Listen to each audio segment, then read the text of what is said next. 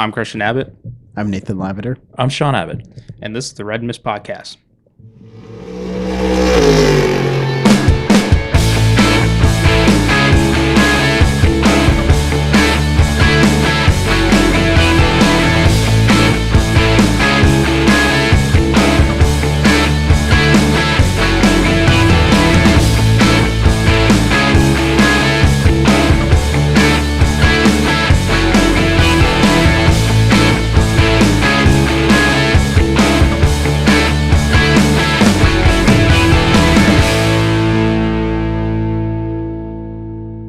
Hello, welcome to the Red Mist Podcast, Season 2, Episode 25.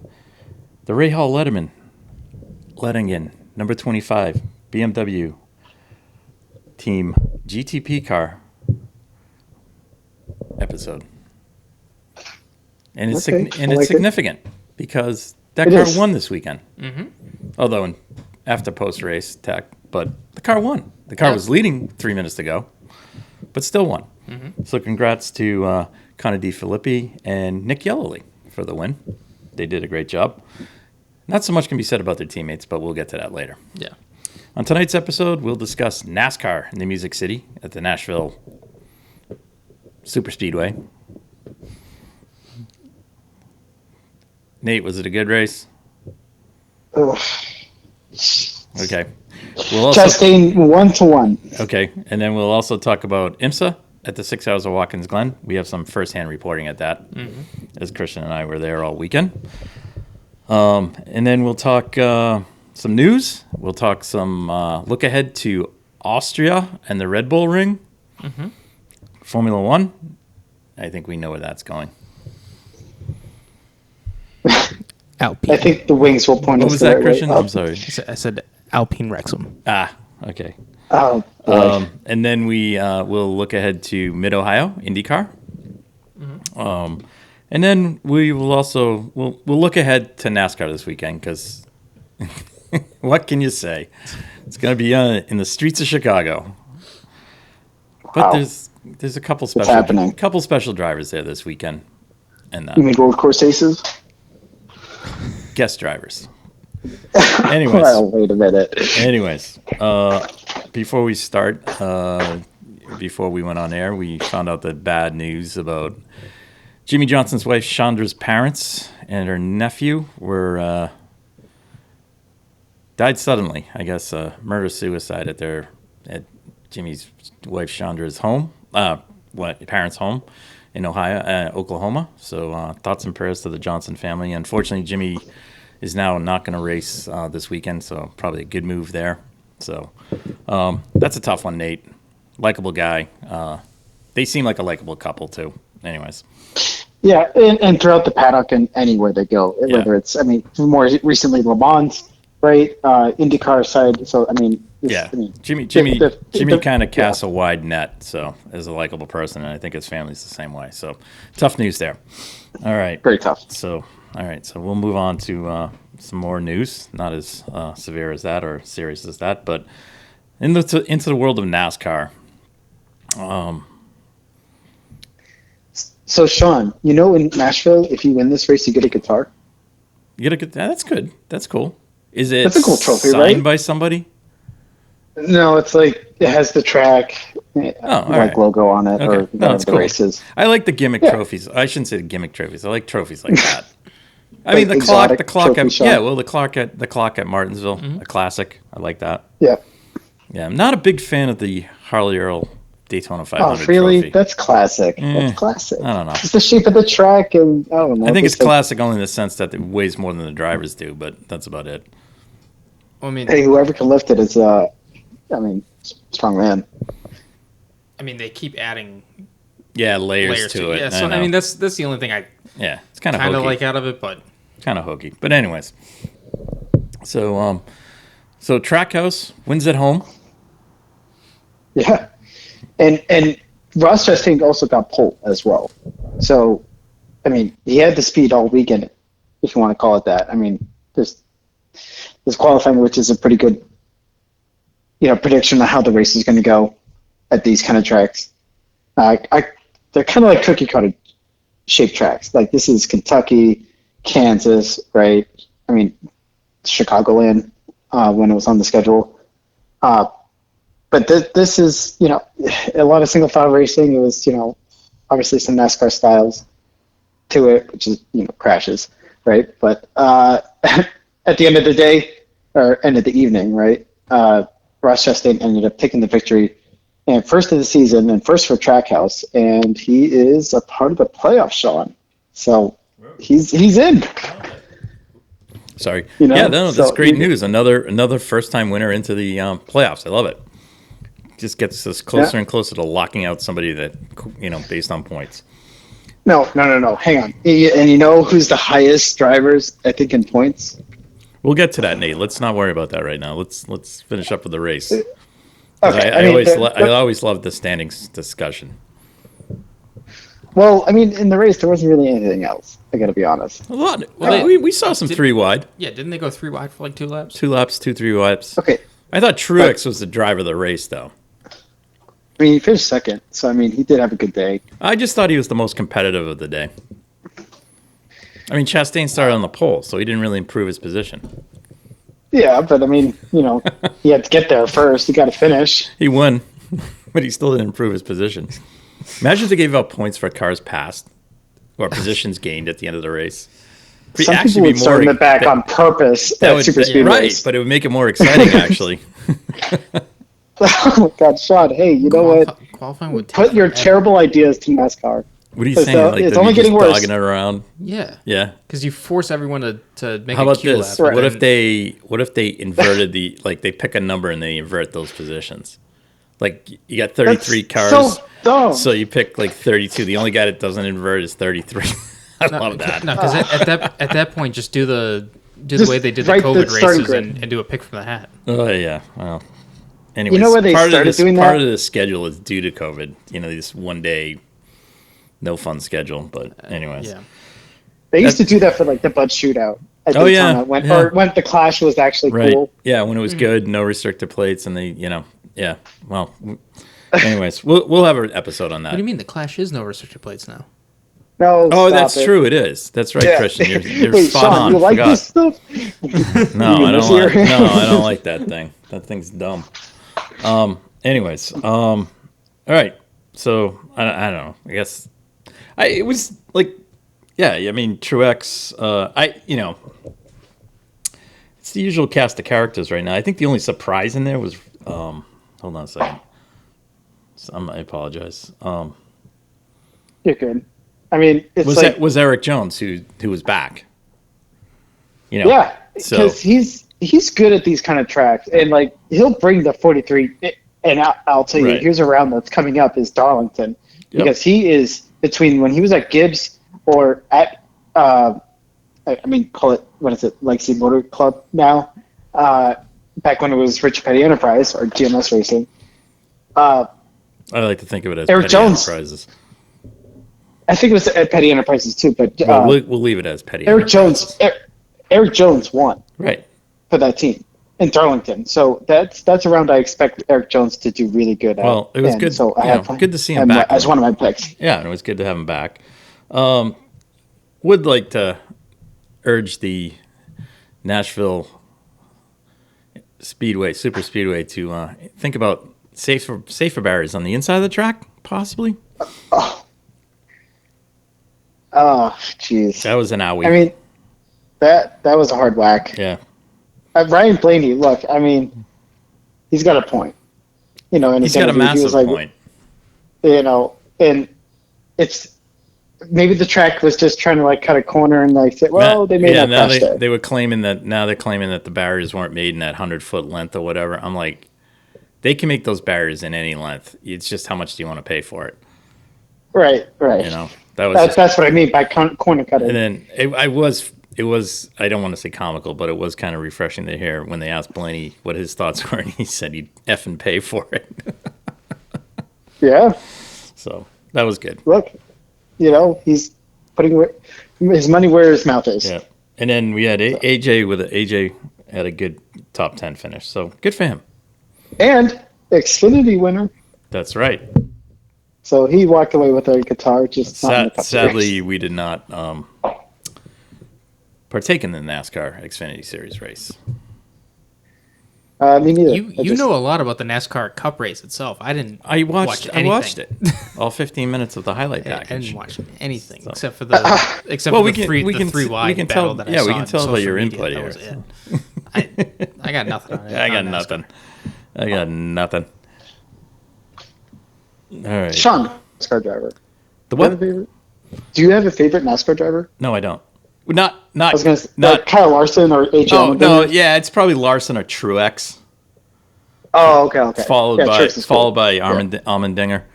But Yep. I'm not like you'd have to go back, Nate, to my favorite drivers. So back when men were men. Tony Stewart. Smoke, yes, definitely. Yeah. Anybody that Harvick. No, I like yeah. him, but I don't like him. I like his antics in the pits when he's like pushing people in the fights. I like that. Keselowski into Gordon at Texas. I like that stuff. Yeah. That's cool. But I like drivers that seek revenge, like Smoke, Matt Kenseth, stuff like that. Dale Sr. Yeah, right. Matt Kenseth, good one. Right. All right, let's just take a quick look at the points. Right now, everyone in the top 5 is locked in because they have wins. Our 6th place driver is Kevin Harvick, and he is what I would say our numero uno, not in on points. He could be in on points, but we don't know yet. Next, well, that's 5 spots left. Right, so 7 through 10, again, they are locked in on points. Locked in on wins. Sorry. I get so excited about this. Yeah, I can tell. Yep. Then at number 11 and number 2 without a win is Nate's favorite driver, Brad Keselowski. Let's go. Hopefully, this driver will soon get a win before Bad Brad does, and that's Chris Buescher. He just might. Yeah. I mean, Bristol. He won Bristol the night race last year. Yep. So possible. I'm just scrolling down. Okay, so everybody with a win now. Whoa. 2 that are kind of slipping at 13 and 14 are Tyler Reddick and Stenhouse, but they're locked in. So, Nate, wow, don't know what to tell you there, buddy. But well, I'll tell you, if my theory becomes true and there's 3 winners, that like Alex Bowman, right, AJ Allmendinger, or even Austin Cindric could surprise, right? Then I would start to worry, because then at that point it's like, well, okay, Keselowski needs to win, Right. No, it's it's exciting. Ross Chastain winning. I know. Just improves. I mean, just it shuts the door on. Not to say that Suarez couldn't win one either. So. Right. So maybe on the oval, right? Yeah, we'll see. We'll see. Is he road course ace? No. Okay. 9 races left in the season. In the season, right? Mm-hmm. Oh boy. The regular season, right? Yeah. Oh, it's boy. very possible to get. Boy. Yeah. There's 5 points drivers in there, Shaun. Yeah, I'll tell you. And those 5 point drivers. Well, what if it's 6 different winners coming up? What do we got? 1, 2, 3, 4, 5, 6, 7, 8, 9, 10, 11. 11 drivers are in because of wins. Right. So, meaning there's 5 spots left. 5 open spots, right. And so, I guarantee you. Hello. I guarantee you. Harvick. I guarantee you of those 5, 4 will be going to winners. Guarantee. It's a lock. If you're a betting man, take it. Well, I can see Harvick winning on the tracks coming up. Yeah. So, if he wins, I wouldn't be surprised. I will say 3 of the last 9 are road courses. So is there any of the... Yeah, Chicago, the Glen, and what else? Indy road course, yeah. Right. So have all of the typical road course favorites got a win so far? No, the Dinger doesn't have a win yet. And Michael McDowell. Michael McDowell doesn't. Okay. The Dinger doesn't. All right, so there's 2. Right. I mean, what I'm saying is, you know who's going to... Is Kimmy back at Watkins Glen? I don't know. Good. I don't know. Because Yeah, look, Chase yeah. Elliott hasn't won. Oh yeah, Austin Cindric hasn't won. Chase Elliott could win. Yeah. And who? Austin Cindric? Eric Jones when it comes Well, or Chase Briscoe. that could be a surprise win there. Busher could win. Yeah. So, Nate, Eric I think your boy Bad Brad's out. He's got to win. He's just got to win one dang race. Like, All right. That's it. Sounds like All Daytona. right. So here we go. So where do we go next, Nate? We are going to the streets of Chicago. All right. Oh my! This could be a game changer. Yeah, this could be a victory for Todd Gilliland, right? You know, if someone survives. Someone survives like the first corner or something, that should be fantastic. Right. But I think I will be tuning in for the race. I mean, I plan on it too because it's just how can you not? Is there a Xfinity race on Saturday in the streets of Chicago? Good question. I see the Cup, Xfinity, yes, and the trucks, no. They're at Mid-Ohio. Don't tell me. Oh, is there 2 weeks Is there anything for trucks? There's no Trans Am race, right? Or IMSA was going. But but they Yeah, kiboshed it, which was a good move. Gotcha. Yeah. I don't know. Anyways, that's there just, is the we're just Xfinity talking. race. We're just talking the undercard. So Xfinity race. Yeah. So how many Cup guys are in that race? Like Should be all of them? 40. Yeah. No, I meant yeah. Cup guys. Oh, and the Xfinity Xfinity. race. Yeah, they'll all be in there. So, anyways, all right. Well, we'll get to our picks to click for that race later on in the show. All right. So let's move on to something exciting. It wasn't just the 6-hour race. It was a potpourri. I like that. Alex, potpourri, please. For 200. You're right. It was a bevy of racing at Watkins Glen this weekend, which Christian and I arrived to the track on Friday for 3 days of the weekend. It was a 4-day race weekend. They had practice and Mazda qualifying on Thursday. Yeah. But nothing from the IMSA. The big IMSA cars did not hit the track until Friday afternoon. Mm-hmm. So, and when we say the big cars, we're talking GTP, LMP2, LMP3, and GTD. WeatherTech, right? Yeah. So, but it was great to be back at Watkins Glen. The place, it was pretty full. Oh yeah. Not in the sense of NASCAR Cup Series full, but for a sports car event there, that was the biggest crowd I had seen in a long time. Yeah. Not to see, because no one really sits in the grandstands. Everyone's in the camping areas or walking about the track. Mm-hmm. Whereas people in Cup races, for some reason, go and stand at sit in the grandstands all day. No idea why. Right. Which I don't is it like ingrained in their head that that's what they do? Maybe they're just lazy, had a few drinks, who knows? But I mean, the way I think it Could is, be both. I've been to Watkins Glen. I would just be walking the track, just to see it from different angles. Which is what we did. So right. And it was awesome because we got to go under the track to get to the boot. So that was fun. We did that on Sunday. Overall impression was the paddock was jam packed with all. It had we had Lamborghini, Super Trofeo, we had Porsche Cup, we had Mazda, Michelin Pilot Challenge, and then the WeatherTech paddock, and it was packed. Christian and I, we made a strategic mistake on Saturday. We tried to walk through the WeatherTech paddock, and we didn't realize the autograph section was going on. Oh yeah, that was woof. That was crowded. Yeah. So, yeah, I took like 2 steps in and then I got a phone call. Made an error. So, anyways, but it was like I said, it was great to be there. It was great to see a crowd there. Don't get me wrong. If you want to go get your autograph or cut in line, you could have got a ton of people, you could do that. You could have done that, but right. I mean, Christian and I waited to the end, and we got our picture. Well, we didn't get a picture taken with Rexy. We did get pictures of Rexy. Yes. We got all the ones we wanted. Yeah. Guy Rexy hung around, so it was kind of cool. Yeah. Unfortunately, we didn't. The Pink Unicorn, we did not. We saw it on the car. We just didn't see him live. Sparkle farts. We didn't see him roaming the paddock. I did. You saw him roaming the You paddock? did?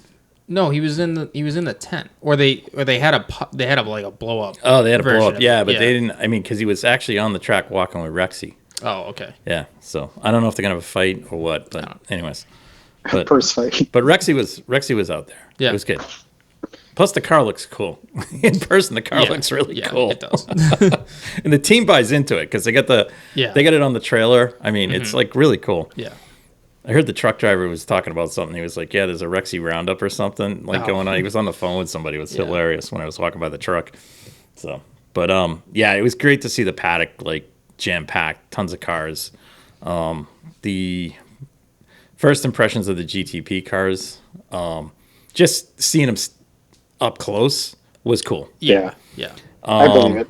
And they are staggeringly different. From afar, you may think that they look the same. There's certain profiles that look the same. Well, because like BMW's Dallara and GM's Dallara, there's styling cues that you could look. I mean, somebody could say, well, the Cadillac looks like an Acura in the front, but the Acura is like kind of a different nose. I mean, they all got 4 tires and a fin. Yeah. And a wing. And a wing. And then... Actually, well, I can't say that. And they have a big green light on in the paddock area. So you can touch the car. Yeah. They were just really cool to see. The GT3 cars in the GTD class, good to see. I mean, they're, Yeah. Yeah, it's not GTLM. Right. But no, but when that was the thing. It's not like visually you got to look closer to see the difference of those cars. Yeah. You can, if you're looking for them, you can find it. But they're awesome. Yeah, they were good cars. Yeah, and they all sounded good. Yeah. So that was good. When they're on the hybrid, the GTP cars, it's cool because we experienced that back in the day at COTA when we were there for the heyday of the Porsche, Audi, and that was before Toyota. Porsche even came in. We were there for 1 year. It was Porsche because Weber was there and yeah. Toyota was there. Yeah. So it was kind of cool when they leave the pits on the and that. But the Cadillac does sound the best.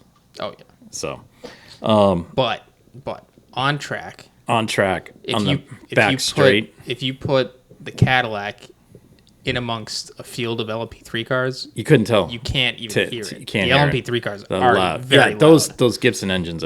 I like them though. Yeah. They're good. The LMP2 class has the high pitch car. Yes. So, those again, those are pretty cool. I say the best sounding of the GTD cars, I think, is the Lexus. Really? The Ferrari's almost got no noise. And the Corvette sounds different. Yeah, the Corvette sounds completely different. A lot of the it's like the Aston and the Lexus. I think are the two best. Nah, you like the Lamborghini? I thought that's where you're gonna go. Nah, to be honest, Lexus does sound nice. I'd probably just go with the Porsche, just because it's the only one that really sounds like it. Because the Aston is not that V8 Vantage that it was. It does sound throaty, but it's not what it was in GTLM. Yeah, right. Yeah. Right. Which I like that version of the Aston better than the current one. And then, I mean, Mercedes. If I go on that route, then it's a similar comparison with the Corvette. I like the older version. Yeah, I do. Twin turbo V8. Yeah, I know. I get the reason why they did what they did, but it's not not a car I would pick. The Ferrari, the 296 is a sexy looking car. Yes. They're quiet amongst everything else, but they're quick. They do look great. All right. Well, we'll get to the race because one of our favorites ran. So that was in the race. I think our favorites pretty much had a good weekend. Yes, they did overall. So, anyways, we got there. Got to the track Friday. Got there. Did we get there in time for Mazda Race 1? Yes. Yes. Yep. Yeah. So we saw James Hinchcliffe's run. he couldn't miss him. Had a giant maple leaf on the car. Yeah. Yeah. Right. But it was, how many cars ran? 30? I was going to say like 30 had to have been the number. It was because it's more than 20. Somewhere between 25 and 30. 30 cars ran. Yeah. And going through the bus stop, oh, yeah. They're insane. Those guys are nuts. They are nuts. And I will say this. Hinch did a great job for his first race. I guarantee you if you let him run 2 more races, like if you let him run the rest of the season out, he'll win one. Yeah. It's basically he adapted to the car pretty quickly, I think, because he got top 10 finishes on both days. But it's really like we had heard an interview with him prior on our ride up. It's more or less getting used to the drafting and getting used to drafting both from the front and being drafted, the racecraft. And drafting, yeah, the racecraft and that, and knowing when to make your move. Yeah, know, it's much more of a strategic draft. Yeah, the driver has to strategically think of when he's going to make the move and stuff. Yeah. But it was wheel to wheel, door to door, so it was awesome. Yeah, there was a couple pranks, but happens. Race 2 was race 2 more so, but yeah. So we saw that. There was a Lamborghini race and a Porsche race that day. Yeah, the Lamborghinis, we saw that race, but we watched that from the toe of the boot. They were very well behaved. They were well behaved. The one thing we noticed, though, they do not like low speed corners because they were washing out, and when you made the catfish comment. Oh yeah. If you look at the cars that when they get back on the gas, they whatever setup that they have, they all do the same soft thing. Enough where the nose picks up pretty well. The nose picks up. Granted, under acceleration. every car's nose picks up under acceleration. But these ones, it's noticeable with the Lambos. And there was one car that was red with white trim, and it literally looked like a catfish. Yeah, catfish. Yeah, it was cool. Oh my god. Yeah. We were watching it with some friends, friends of the podcast, and friends from our F1 karting days. And we were all kind of commenting on that. But they were well behaved. But it was interesting watching the cars go through the uphill corner in the boot, as to how the car handled and stuff. Yeah. Some of them, guys are going in there and it's like, whoop, and they were to make driver corrections and stuff, things like that. But, it's a race that it's weird. It's a weird race in the sense that it starts and the guys are, pushing and stuff. And then you get separation in the field. Now you got pro guys in there, and then you got some, pro AMS teams where the AMS pretty good. And then the rest of the field is kind of, AM related, bronze drivers, things like that. So, but the thing that mixes it up is the pit stop and the standard length of time and that can throw some monkey wrenches in. So teams have to really be kind of strategize as to when they're going to make that pit stop and things like that. So the race may start off boring, but it gets exciting. Yeah, once they'll get strung out, and then all of a sudden it's like somebody broke the rubber band and they all come back together again. So yeah, pretty good. The Porsche Cup race, the field was down actually. There was about 24 cars, I think, in that race. But we were kind of talking with some of our folks there and about that.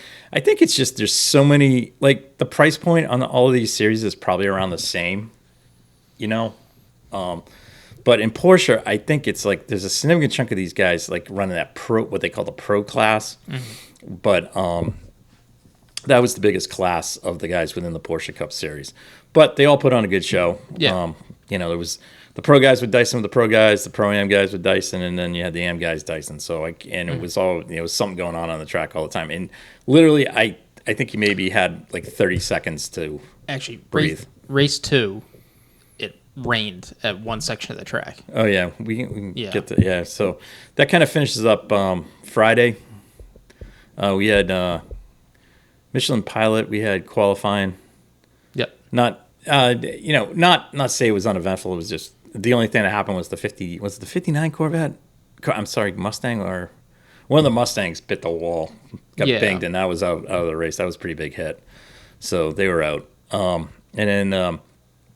Got to see the GTP cars on track, and then it rained in that in that race, in that practice session.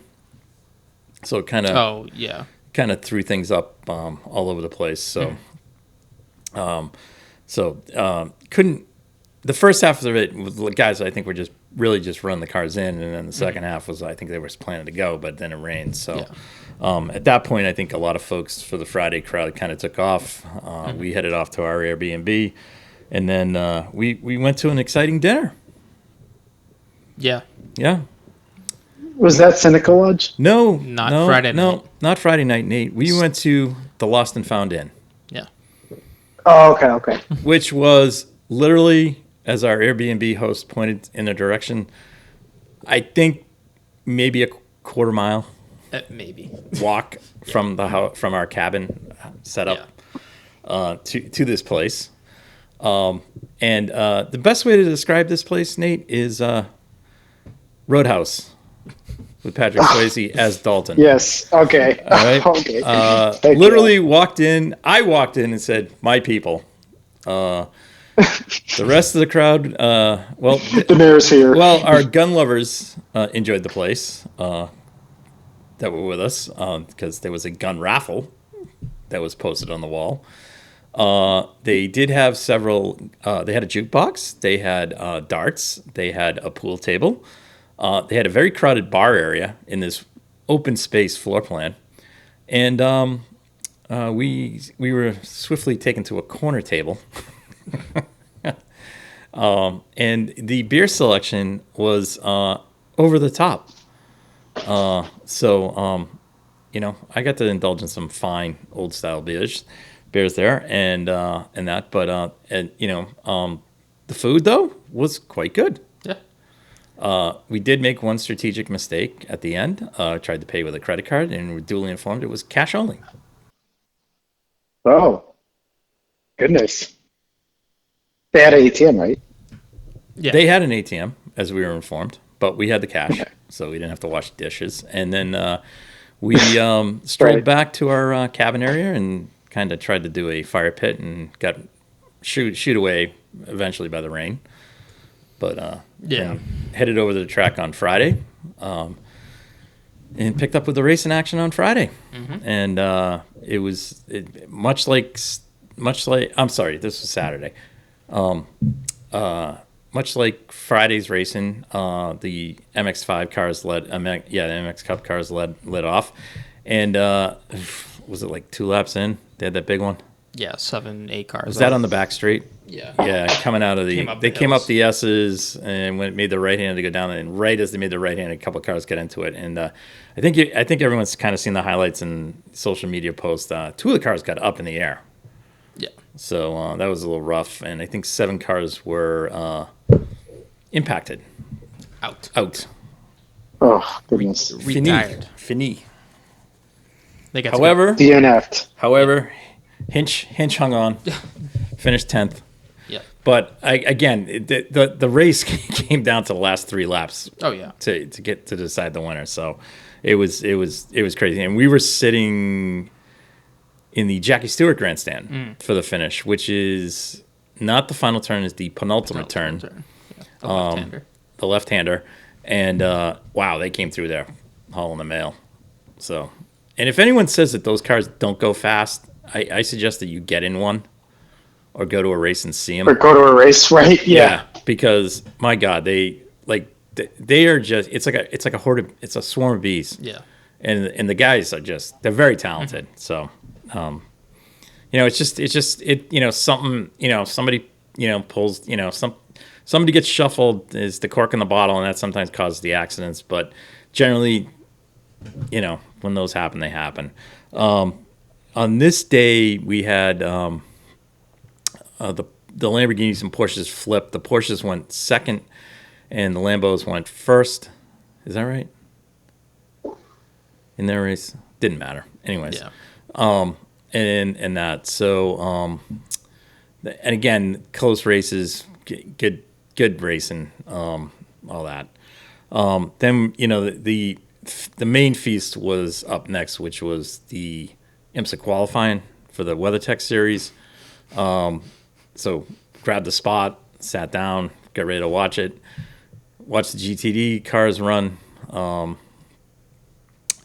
and got to the LMP. So then it's what? It's GTP and LMP2 go out, or LMP2 and LMP3 go out. No, it's LMP3 and LMP2 AM. Right. Or those bronze rated. Right. Drivers. Whatever. Yeah. Not the pro drivers. Right. Yeah. So those guys go out next. That's qualifying session 2. They went out and literally one lap in, the rain came. Yeah. And then we had guys trying to cut lap times because honestly, if you cut a fast enough lap time, you're going to force them to not, like, if they red flagged it, they had to go with the time standing, and a couple of guys got into each other.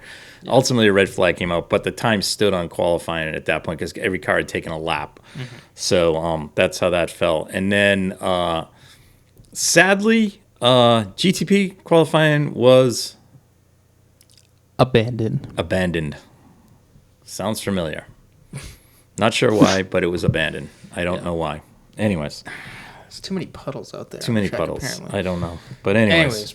So that led to some just kind of hanging around, doing nothing until 2:30 was... 2:30 was... the pit walk? Grid walk. Grid walk for the Michelin Pilot Challenge Series. Yes. Christian and I took a stroll down there. Mm-hmm. Took some pictures. Met some people. Mm-hmm. And kind of took in the GTP pit stands. Yeah. Penske is completely over the top. But RLL. But RLL looks like the Death Star. Looks like the Death Star. And then Corvette Racing, which was known for one of the bigger pit stands. Yeah. It's like now a 10 by 10 easy up. Yeah.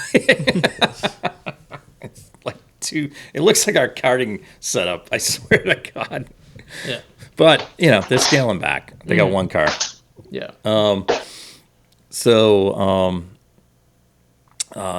That race got drivers called to their cars.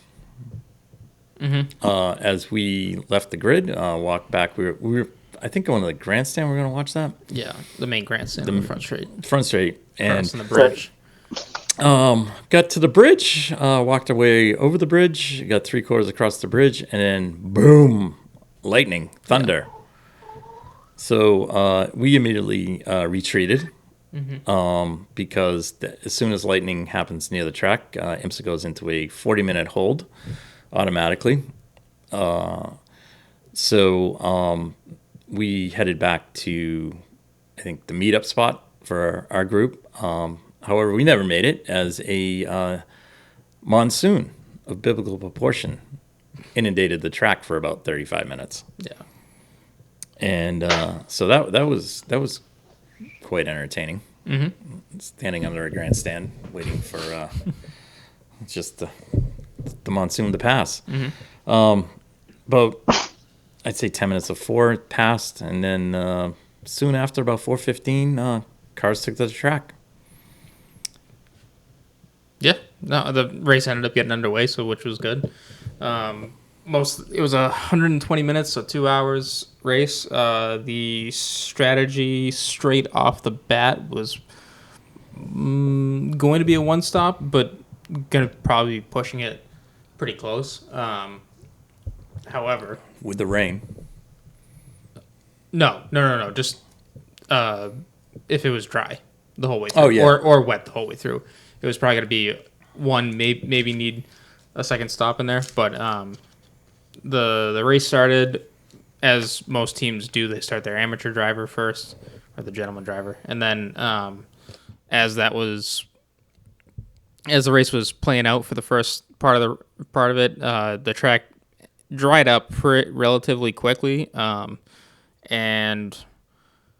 I don't know, about half an hour in, 25 minutes, half an hour in, was probably the crossover point, because we were standing at the last corner, and you could start to see a dry line forming, like lap by lap every time the cars came over, and so a couple guys jumped in, and then we were trying to figure out, the net leader and whatnot, but it was also at that crossover point, it was too soon to change the drivers over because the minimum drive time is 40 minutes. So typically the best strategy is run your slower driver for the least amount of time in the car, and then put your fast guy in, because then you've maximized your speed that way. So it was fun to watch because even though there was a lot of yellow flag time during that race, the strategy point was interesting if you could look at it through that lens, because there was a caution that came out at about 35, 38 minutes, and by the time the pit lane opened, it had crossed that 40-minute mark. So it allowed all the teams to come into the pits, swap the drivers around for their fast guys or pro guys, and then head on their way out. So then at that point, you could see who was... You could see some of the guys that had pit first already, and then the guys that stayed out the longest, because eventually they had to switch tires as well. But it actually worked out for the guys that took tires at that crossover point, lost the track position early on in the race, but gained it back. The ability to gain ahead, because they ended up having a shorter pit stop because they didn't have to take tires. And that was the interesting part through both classes, both the TCR and the Grand Sport class. Christian and I were watching the race, was the decision-making process. I mean, some of the teams were definitely trying to run their AM drivers as long as possible, but the track dried, I would say, rather quickly. Yeah. And there was one team, there were two cars that pitted. One was a GS, was one of the Murillo Racing Mercedes. Mm-hmm. The other was one of the Hondas pitted. Hyundais. Was it a Hyundai? I don't know. They all one of them. Anyways, one of the TCR cars pitted, and it was one of the faster ones. The Murillo car went out. It took a bit for the tires to come in, but I think when everyone started to make the decision to come in was when the TCR car started really cutting fast times. Yeah, and it was starting to climb up into the GS field. Yeah. That was when the GS cars came. And the reason they came as quick as possible because they knew the TCR cars were going to come in, and that was just going to make the whole pit lane a mess. So in theory, most of the GS field pitted before the TCR cars started pitting that same lap. Mm-hmm.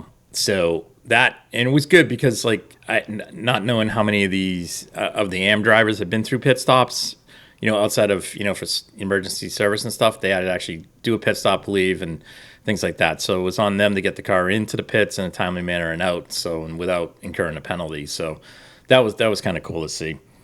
And then then followed by the TCR cars, and then as Christian said, we got to the 40-minute drive window, which is when you want to make your strategic move to get your AM driver out and get your pro for the rest of the race. Yeah. So then after they swapped that out, then there was after that green flag, there was the question of can they make it on fuel to the end, and there was a couple teams that decided to pit right as the green flag came out because, again, in theory, you lose the least amount of time because everyone under restart on the first lap is a slower lap compared to the second lap when you're under green, which, again, smart move.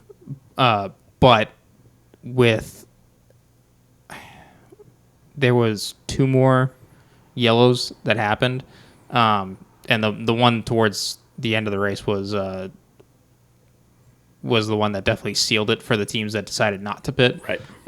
And try and stretch their fuel as long as they can. Yep. So it ended up working out really well for those teams in that case. But I mean, in the end, Turner Motorsport with the 96 car ended up winning GS, and then the Alfa Romeo in the TCR class took that win. And the Alfa had made a bizarro pit stop. We thought it was with the Alfa, it's one of our favorites because the car either wins And it's the only Alpha in the field, so Yeah, it's kind of going up against the Hondas and the Hyundais. Yeah. So it's kind of cool, but either wins or it goes up and it goes out flames, in spectacular yeah. fashion. And it came in and I don't know, there was something, I don't know, they did something and it went back out. And then the kind of TCR field kind of got mixed up with all the yellow flags and that.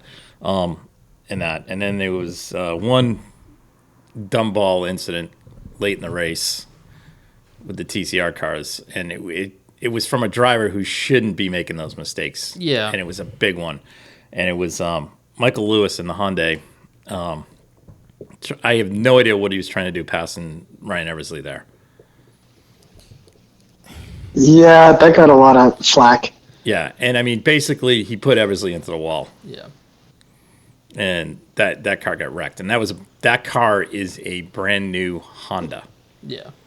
For TCR. So there was a lot of stuff after the race in terms of whether or not they may be able to get to Canadian Tire Motorsport Park in 2 weeks because of the damage to the car, because a lot of that stuff needs to come from Italy where the Hondas are made. So they packed up pretty quickly and they were off back to some shop in Indianapolis to start working on the cars there.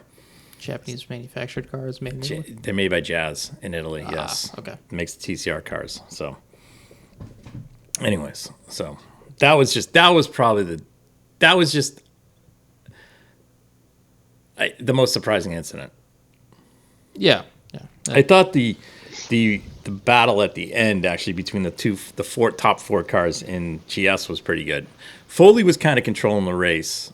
Yeah, to a degree. Yeah. But Cameron Lawrence was in like third or fourth, and as we got to the final stage of the race, and he was in the other Turner car. Yeah. He got through the Archangel Aston and then the TGM Aston, and got up to second. And then the battle between Owen Trinkler and Billy Johnson in the two Astons was pretty good, and Owen got go at third place on that. But I mean, it was pretty close to Billy Johnson. So good race there. So that was good time, good race. Oh yeah. So, anyways, that leads us to Sunday, and this is where Nate kind of gets back into the show because he was watching that race, and he sent some spicy texts out. That race, I really don't know what to make of the start. I didn't even realize. Well, the GT car field was coming. I didn't even realize that's the GTP car, the BMW. I mean, yeah, right. Yeah. First off, he brought it into the racing line. No, not even that. Just the fact that he lost it after turn one. And these are not dentists. No. These are the I was like, is that Jack Aiken? Like, yeah, exactly. And he was there. Yeah, he was. But Augustus Farfus, for him to make a mistake like this, it's out of the ordinary. If anyone didn't see it, all he did was lost the rear end and then just it snapped right into the wall. And he went right into the barrier on the outside of the track. Lap one, right after turn one, going into turn two. Yeah. Of a 6 hour race. It wasn't even 30 seconds. Yeah. what are you doing? And again, that's my whole thing. It's like, I don't know. I get it. You don't want to get past, but you know what? If the car doesn't feel right, get past. I know. Who cares? Yeah. You got 6 hours to make it up. Yeah. It was kind of weird. And then he really made the dummy move of trying to drive it back onto the track. Which I have no idea what he was starting. Yeah, I didn't know what that was. I didn't. We didn't see it. Yeah, until the replay. Yeah. Of the race. Oh gosh, where were you guys sitting at the start? At the exit of the boot. Oh, okay. I was gonna say. I was like, if you guys were at the grandstand, you would have totally seen that. No. In person. Oh, the exit of the boot up top there. Yes, we were. It was actually a pretty good spot to watch the start. They go bombing by there pretty good. It was cool watching them come around the last corner. It wasn't the best spot, but that's where we were. No, we weren't at the last corner. No. The coming up out of the boot. Yeah. We were. Yeah, that's where we were. Yeah, when they come up and they make the left hand and Yeah. then they go down the short straight to the Jackie Stewart's grandstand and then make the left. So, but it's a cool spot because the cars come zinging through there. But yeah, that was crazy, Nate. And then they threw the flag to start the GTD race with the cars still on the track, the cars on the still track there. more or less. Yeah, after watching the replay back, because I didn't know I didn't know what caused the accident until we kind of figured out that it was the BMW, but we didn't know where it came out, and we just figured it had to be somewhere further up. I didn't realize like it was just right after turn one. Definitely. I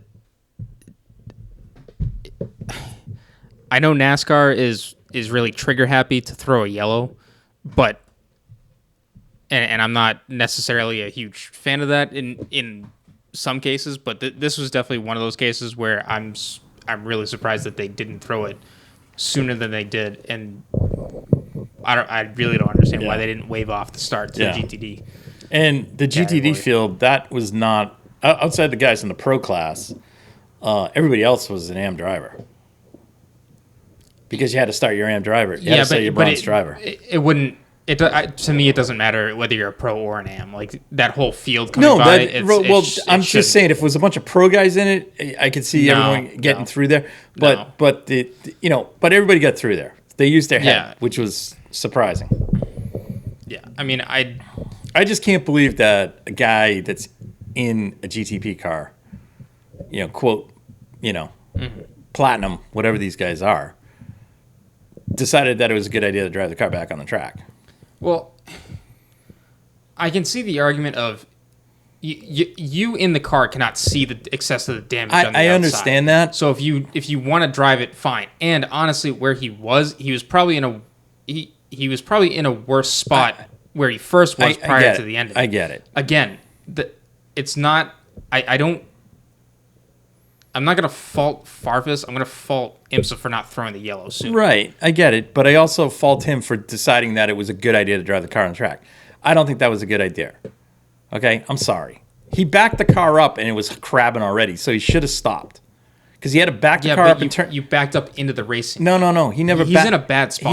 I get he was in a bad spot, but he backed up, then turned it, and then went onto the track. And it was already crabbing when he was doing all those other moves, so he should have known it was bad then. Well, I don't know, because if you look at the onboard, Shaun, and then when you see him crash, if I'm in his shoes, I wouldn't have known the car was that destroyed. Well, I think these guys need to use their head a little bit more. For sure. Like, my whole thing is, why did he get in the racing line? Being a prototype driver, I would have known, okay, if this car is really screwed up, I'll try to maybe accelerate to try to get in there, but not in the racing line, and not because knowing that there's a whole GT field coming. There was also another incident with his co-driver earlier in the weekend. And Christian and I actually saw one before the incident in practice. We saw another beauty in the on the false grid. No. Oh yeah, he couldn't get the car. He's trying to get the car to move, and he was stalling the car out. Yeah, he was trying to drop the clutch and he couldn't. And the best part is, I love these teams. Oh, good to go. Shut the lid, and they just all walk away. And the guys can't. There was one. I saw two teams, and they were LMP2 teams. Stand by the guy in the car and actually help push the car to get it going. I'm like, what? Like, the guys on the Cadillac team did the same thing. They helped push Alexander Sims. Mm-hmm. That was on the Action Express car. They pushed him to get him going. Yeah. But, I don't know. It's kind of crazy. It was just, I think from that point on, that car was doomed. That was just my opinion. We did get, Christian and I took an opportunity at that point to go to the back side of the track, to the back, to the straightaway that leads into the chicane. What do they call it? The bus stop. Interloop. Is it inter or inner? It doesn't matter. Anyways. There's a reason it's there. There's two reasons why it's there. We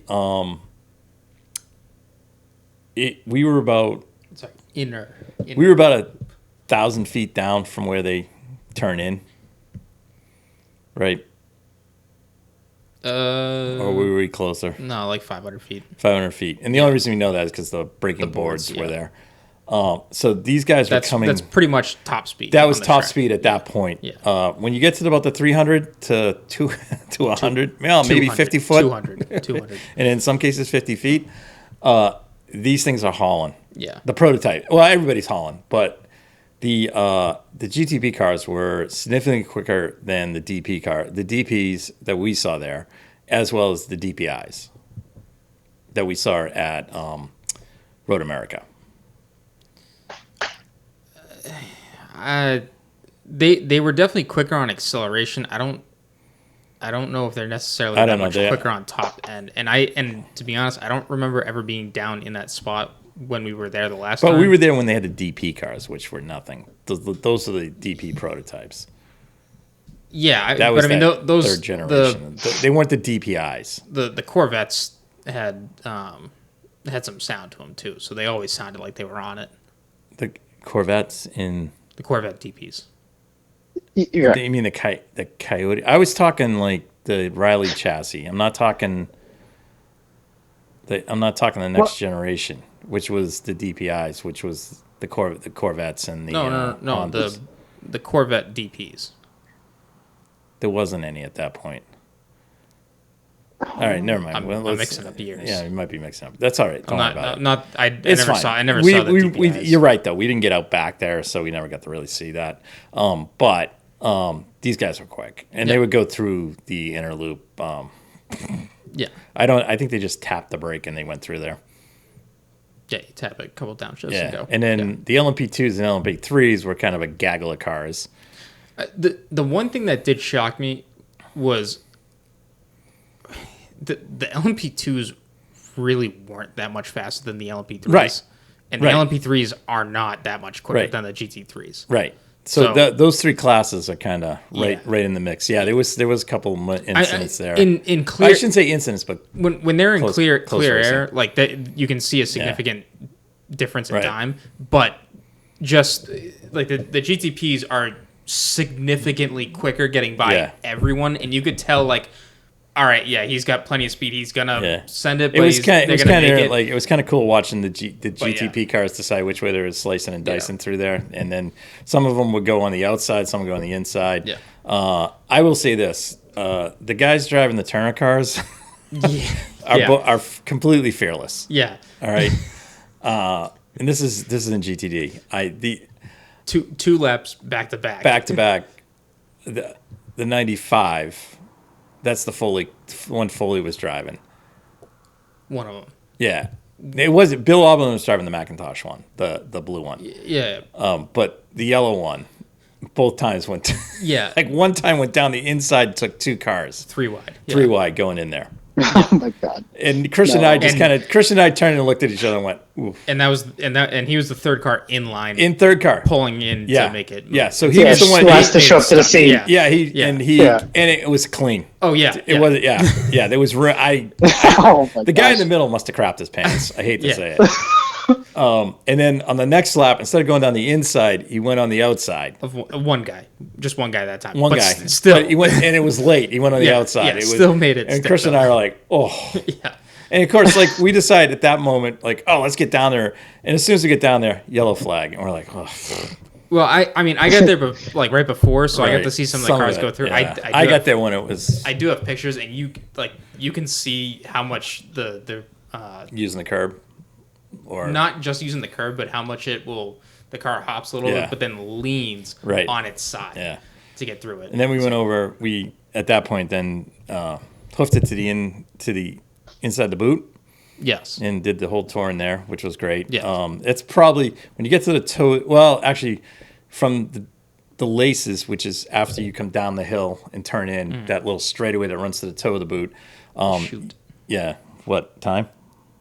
No, it's called the shoot. Shoe. Sorry. No. Shoot. Shoot. The shoot.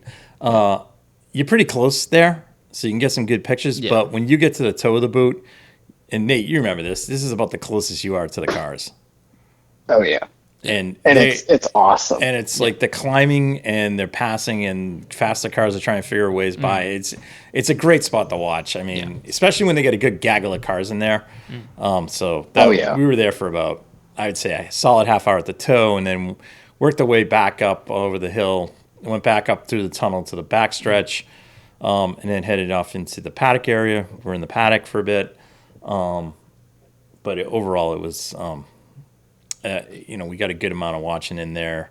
And then we, at that point, missed the Porsche number 7 dropping out. Yeah, so we ended up leaving the track with an hour and a half left in the race just to get back home. Kind of get back home. So. But we had it on the radio. So. Yeah, so, I mean, I ended up watching the replay of it. Right. Good battle. Between not just the GTPs but the GTDs as well. Yeah. So good stuff there. And yellow flag came out right there at the end. Race finishes under yellow. Again, I am fine with that. If it happens, it happens. Obviously stinks, but a race is a race. It was with 4 minutes to go. Yeah, and that hellacious crash happened. Yeah, I mean, you kind of expect that was bizarre, right? Oh, yeah. And not to mention that it was a wild incident. That's a race that's going to finish under yellow. Yeah. It's just it just was all it was tough because like Oberlin doesn't make those mistakes. No, so something clearly broke in the car. Yeah. Right, and especially that long into the race, you're not a driver is not really losing their head that much. But yeah. So anyways, and then, we, at that point, Porsche won. Yes, they did. BMW was second. Cadillac. That's a strong podium for the BMW. Yep. Yeah. Very strong. And the car was strong all weekend. Going into this race, I was expecting Acura to walk. Yeah, because they were quick. And this was actually a really even field. Very much so. The Acuras weren't. No. I take that back. It was even from what I was watching because at one point the Porsches were out in front leading the field fine. The BMWs were kind of hanging back the BMW was hanging back. It wasn't really a part of it because there was one point it was Porsche, Cadillac, Acura, and then the BMW and then the JDC Miller Porsche.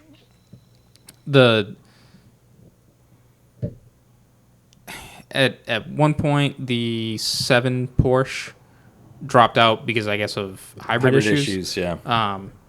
Which I just took me by surprise. The Wayne Taylor guys had tire issues. Yeah, I just kind of it was odd stuff. So, and not that the Cadillacs weren't challenging the Porsches at all because they were definitely there, but they made mistakes. Of what we were watching, it seemed like the Acuras, or at least the Meyer-Shank Acura, had the pace to go catch the Porsche. I mean, because the Ganassi car had some pace in it, and then Bourdais got into that crazy accident. Yeah, that's right.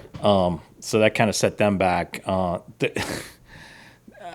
Yeah, I mean, at BMW, I mean, definitely, they definitely car of the race, I'd say. My second car of the race, though, is the JDC Porsche. Yeah. All right. Yeah. For sure. Okay, because granted, Mike Rockefeller is a decent driver. Okay. Yes. All right. However, to finish fourth out of 9. Timur van der Helm he's good, but he's not. This isn't the caliber that's in the Penske car. No. Nor is it. It's not the same guys that are in BMW. It's not the same guys that are in the Acuras. They're definitely the lowest team on the grid. Yeah. Like right out of the gate of if I looked at the lineups. I mean, at the end of the race, their fastest lap was a 1:34.5. The fastest lap of the race in GTP was a 1:33.028, and that was set by the Cadillac. Yeah, so over a whole second back. Second half. But the two drivers are not the three guys that are in that Cadillac. Yeah. So yes, the level of prep has to be there, but I mean, they don't have the resources of Penske.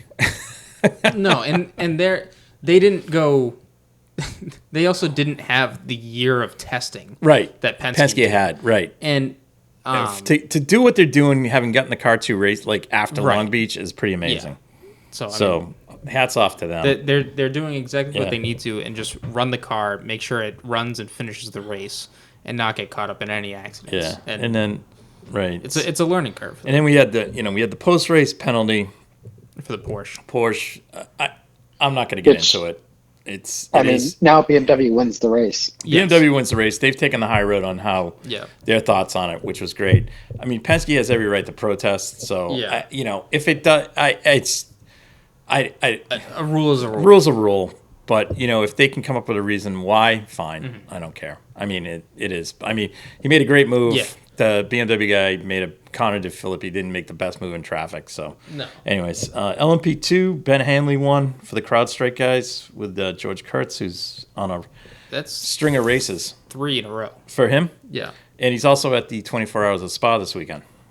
Make it 4. And for those who don't know, George Kurtz is the second coming of Ben Keating. Yeah. Okay, in terms of bronze drivers who like to race. And George Kurtz is also, he is the CrowdStrike guy. Yeah. So, #blessed.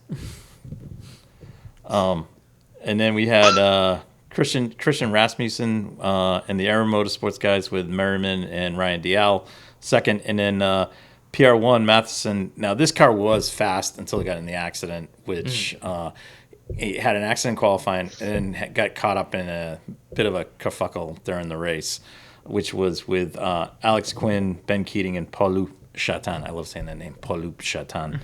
LMP3, it was Bill Riley, and Gar Robinson, Josh Burton, and Philippe Fraga with the win. JR3 was second, and then in LMP, the final car was the AWA guys. That was Anthony Mantella, Wayne Boyd, and Nico Varone. Varone was part of the Corvette winning team at Le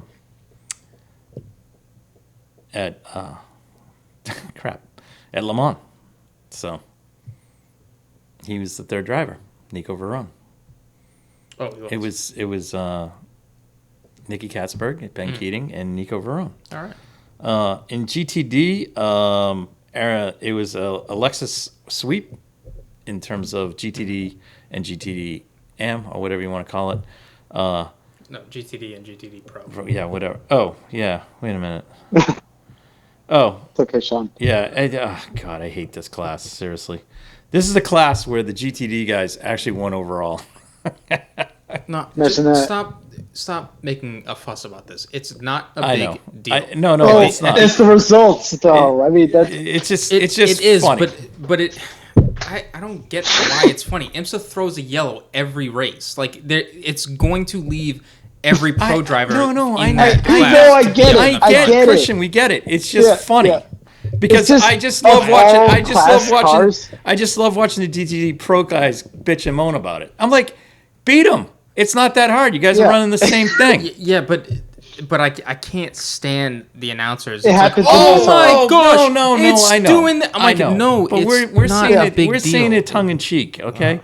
So exactly. Acura went 1-1 in both classes. So congratulations to them. So they had a good night at the Seneca Lodge. Acura? I mean, sorry, Lexus. Lexus. Yeah. There was a big contingent of Lexus people at the race. Well, I mean, as reported, like people from Japan and the Lexus USA at the race. So that was pretty cool. Yeah. It's a big race. Corvette finished third in class, and one of our favorites, Corvette, our second favorite team, Reese, finished second in GTD Pro. Yes. So nice to have the guys back with the 296. Nice to have GTD back with Corvette and Reese. We like to see that. It's always fun. Yeah. Oh yeah. I love seeing the Reese car out there. I know Reese and that 499 will look good too. The car, it's so funny. The car it's got a Pennzoil sticker on the front, but it looks awesome. Yeah. It's so cool. Anyway, so that was it. Good race, fun time. Saturday night went to the Seneca Lodge. We saw two certain factory drivers for a GTD Pro team driving a non-factory rental car.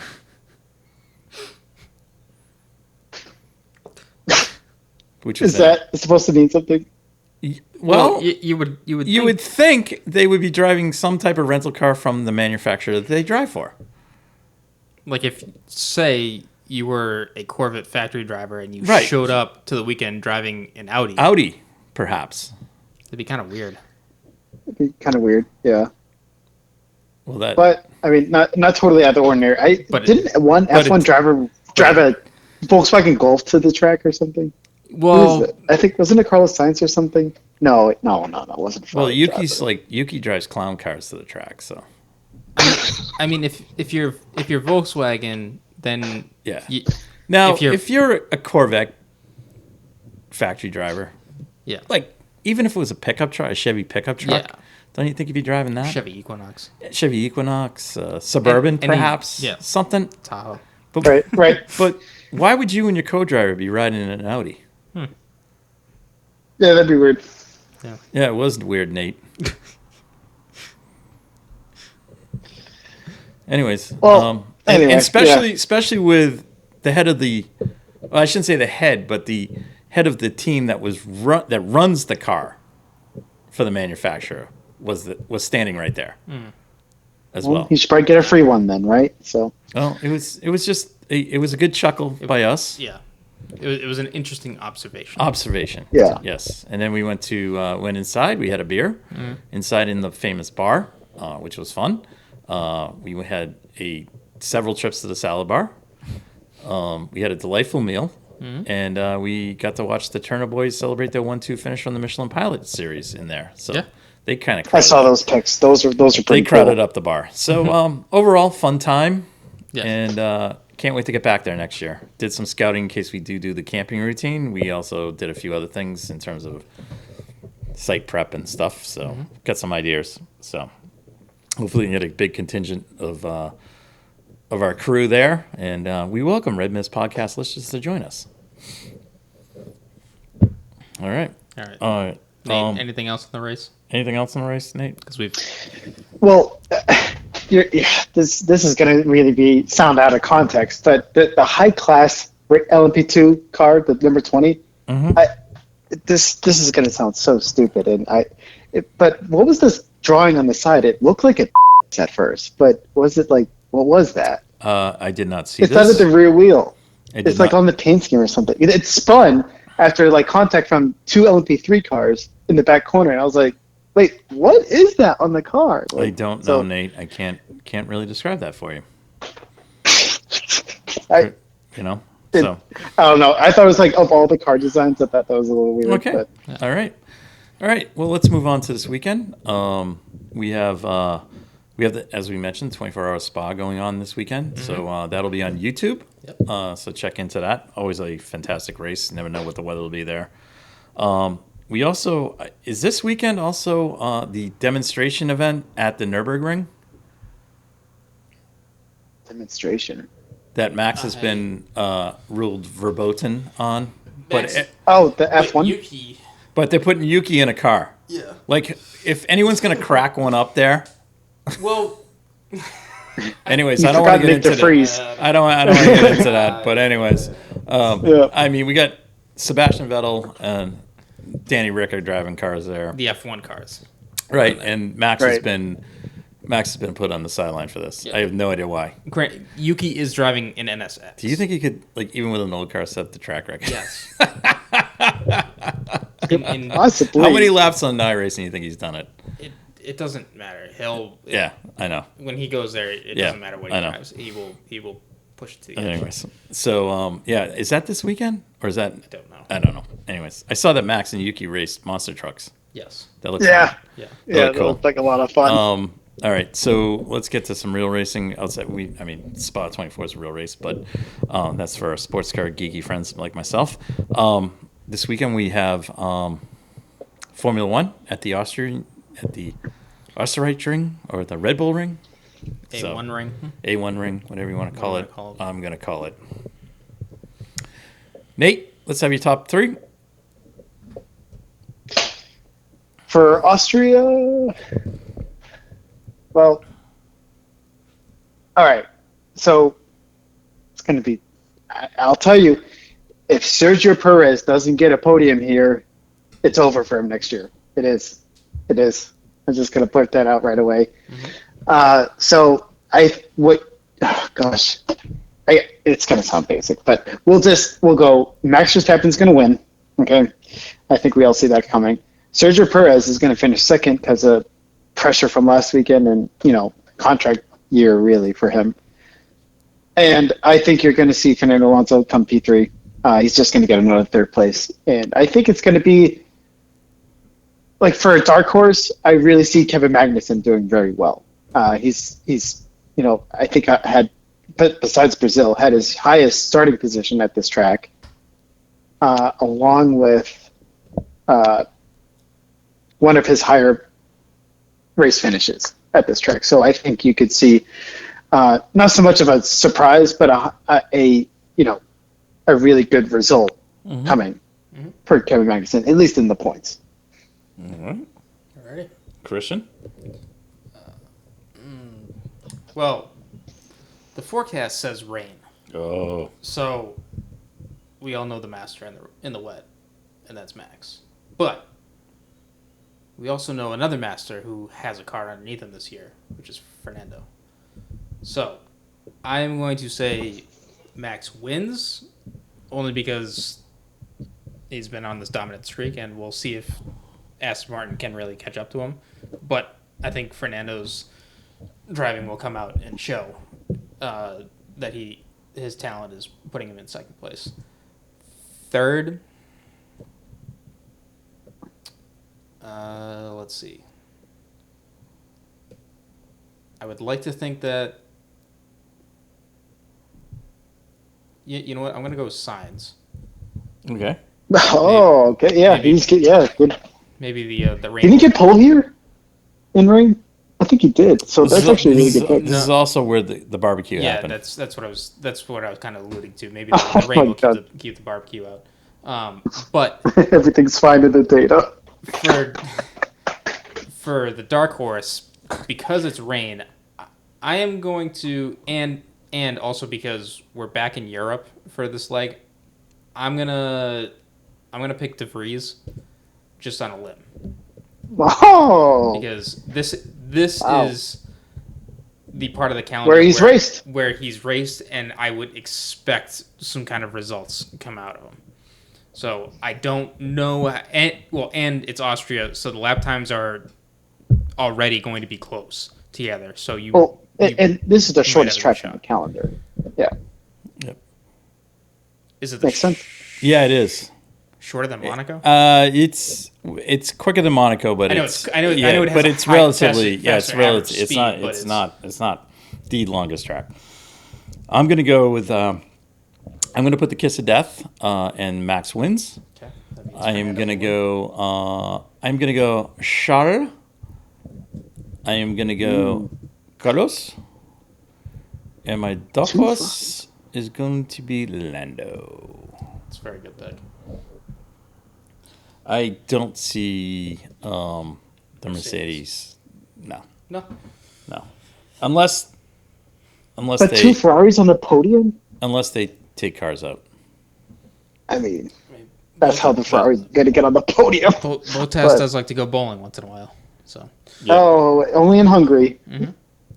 Yeah. So, anyways, all right. IndyCar, Mid Ohio. We're just gonna pick the winner.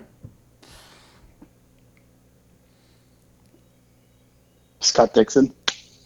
Good pick. Okay. I'm going J New. Say Pato. No. He's gonna say Rossi. No, but okay. See, that's not a bad pick. It's not a bad pick, but I think that's what he was gonna say. No, I'll go Herta. Herta? Okay. Yeah. Oh, okay. No one went with Santino? No. Okay. No, Shaun. No. You got a dark horse? Is that your dark horse? You got a dark horse? I do. Marcus Armstrong. I am going to go Rinus VK. He's good at that track. Who usually finishes down there?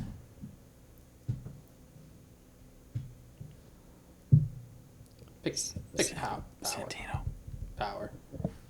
Power. It's. I know it's not really a dark horse, but like the thing is like Penske hasn't really turned out for qualifying this year. You know, so it's like they have to come from the midfield and do it. So I mean, it'll be a tall order, but gotcha. All right. Well, and then we go NASCAR on the streets of Chi-Town. Oh my god! All right. So do you think SVG is going to win this? SVG has a chance. Yeah. Okay. Kind of like Jordan Taylor, right? No. Another road course ace. No. Travis Pastrana, a fill-in driver. Right? No. There's one difference between SVG and Travis Pastrana.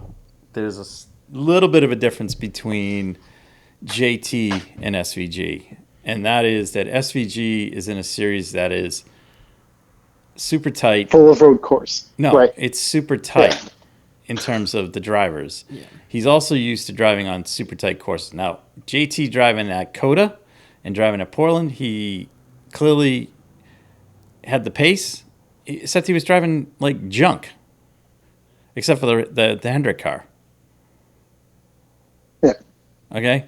So, I mean, anyways, the Xfinity race, he was driving. He was driving. I know you're going to tell me it's a good car, but Nate, those teams, like, they're not good teams. Colleague is not a good team. They're not Hendrick. Are you kidding me? Yeah, they're not Hendrick. They got AJ Allmendinger to win at Oval. I get it, Nate. This weekend. I get it. No, I get it. It's whatever. No, you don't get it. Anyway, like, yeah, I do get it. The only difference between it's a good team. The only difference in this race is that SVG in the Supercar series, the cars they are driving are very similar to the Gen 3 what do they call these Gen 3? Next gen. The next gen NASCAR cars. Okay? So he is not going to be I'm going to tell you this, he's not going to be unfamiliar with the characteristics of it. The biggest thing he's got to get used to is the tire. Okay? I have no qualms with him mixing it up because SVG will mix it up with anybody. Okay? So if he wins this, does he qualify for the? No, he doesn't. No, because that sucks. Because we talked about that. It's crap. Almost said it. What was it, Shaun? It was bull crap. I don't know. That's my dark horse is SVG. My pick to win will be Andy Lally. No.